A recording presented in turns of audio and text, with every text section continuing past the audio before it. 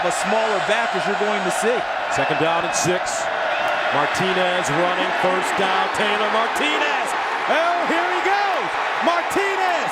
Can he outrun him? Martinez at the 10. Touchdown, Nebraska. Bowl eligibility has been on the table for the past 2 weeks, and out of the games on the remaining schedule, this one has looked to many of us to be the most likely win.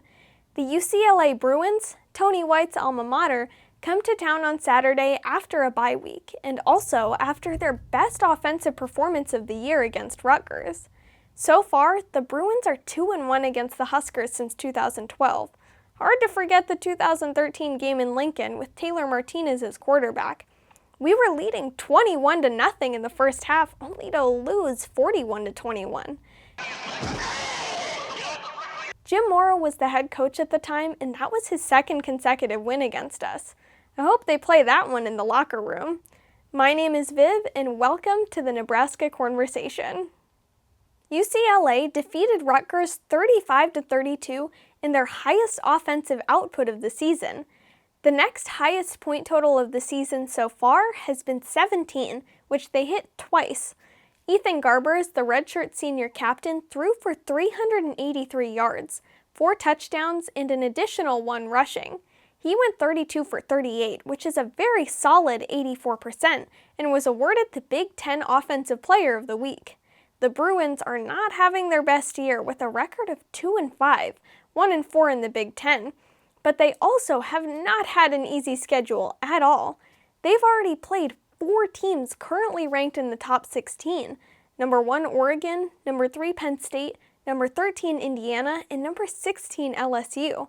Could looking at the schedule last year be why Chip Kelly bailed for the offensive coordinator position at Ohio State? That makes it really hard to judge this team based on their record alone. Early on, Vegas had the Huskers favored by 9, and currently it's down to 6.5, and I've seen it as low as 6 on one board.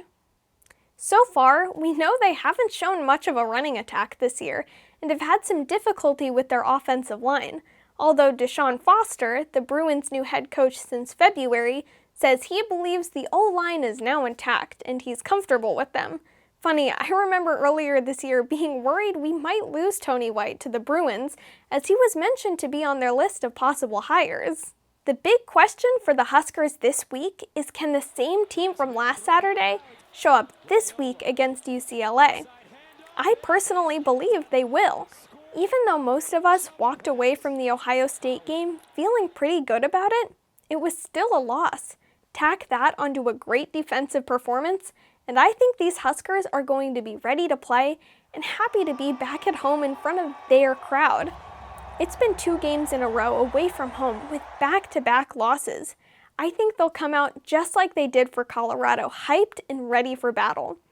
Our defense isn't in question as much as our offense, though.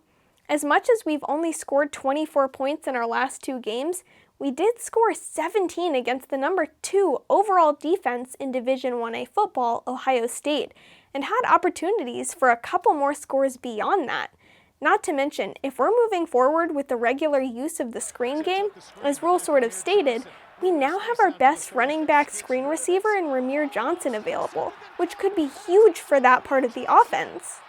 But really quick, before I continue, if you like this video and want to see more content like this, be sure to click the like button and subscribe to the channel.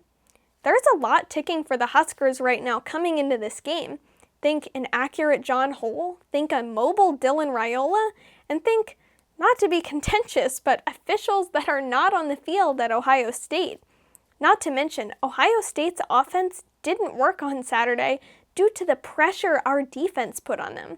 Yeah, they hit the long ball twice, but that was about all they could show with the amount of pressure Howard was under. Now, how does that translate to UCLA? They've had offensive line issues all season.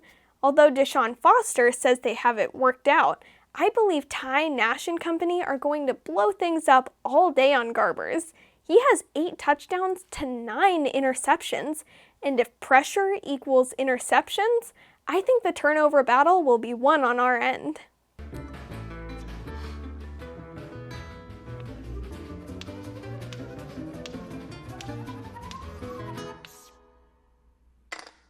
got it.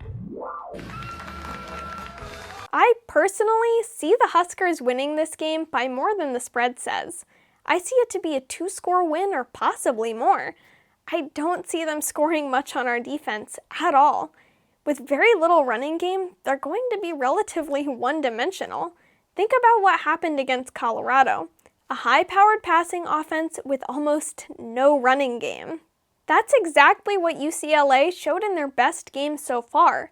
My prediction is a 6th win with a score of 24-10. Our score will be held up a little by their running defense, which is ranked number 11 and has been up against some good competition. I also think we win the turnover battle by 2. Garbers gets intercepted 2 times and maybe fumbles once due to being constantly harassed by our defense. Dylan connects with both Nayor and Fedoni, while Dowdell puts one in on the ground. Finally, Hull gets one more to add to the list, making it 5 of 9 on the year. Mark my words, it's gonna happen, I think. That's very interesting. How'd you come up with that guess? Guess? That ain't no guess, that's what it's gonna be. Okay. So, do you think the Huskers will be bowl eligible after playing the Bruins? How many sacks do you think the Husker defense will have this week? And do you think turnovers will play a major role in the outcome of this game? Let me know what you think in the comments below. Anyway, that's all for this pregame video, and thank you so much for watching.